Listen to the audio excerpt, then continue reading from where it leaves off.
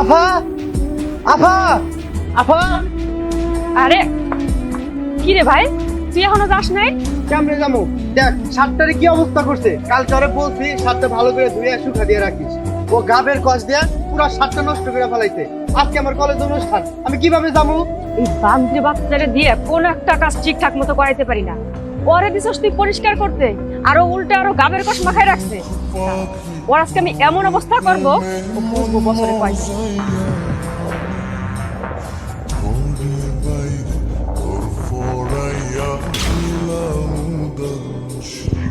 আফা আরো দূরে সুবান দে।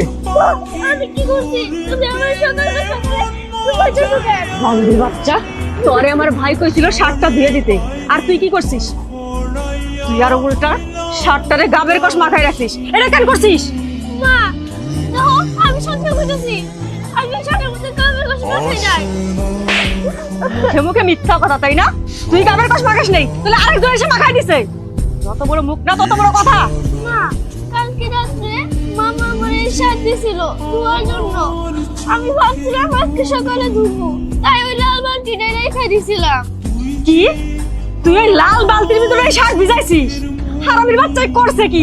ওই লাল বালতির ভিতরে তো গাবের কষা ছিল। জালে দেওয়ার লেগে আমি গাবের কষ রাখছি, আর তুই কিনা এই শার্ট তার ভিতরে ভিজাইছিস। তোরে যে আজকে আমি কি অবস্থা করবো ভাই, ধর তো। তোরে আজকে আমি শার্ট আছে তো দ্বিগুণ অবস্থা করবো। লতা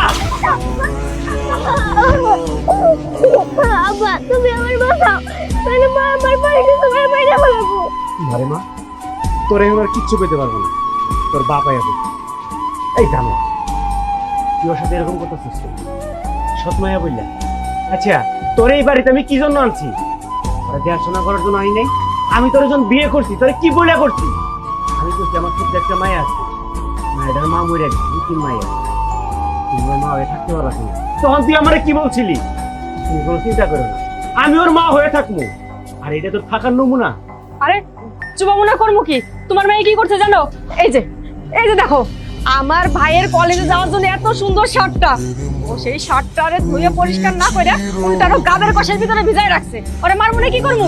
এই জন্য তুই আমার মায়ের কঠিন শাস্তি দিয়েছিস, তাই না? আমি না থাকা অবস্থায় আমার অনুপস্থিতিতে তুই আরো যে আমার মায়ের সাথে কি করস, এটা কিন্তু আমার বুঝ হয়ে গেছে গা। তাই আমি একটা সিদ্ধান্ত নিচ্ছি, আমি তোরে নিয়ে আর সংসার করবো না। আমি এই ঘরের ভিতরে ঢোকার আগে তোরে আমি ডিভোর্স দিচ্ছি। আরে শোনো, দাঁড়াও ভাই, তো দুলাভাই তো কি করে গেল? অনেকে আমরা তালাক দিব, আর আমার কি হবো? আরে আফা তুই কোনো চিন্তা করিস না, তোরে এর দিকে আরো বড় লোক দেখাতে আবারও বিয়া দিব। তুই আছিস তোর কথা নিয়ে। আরে দাঁড়াও, শোনো না।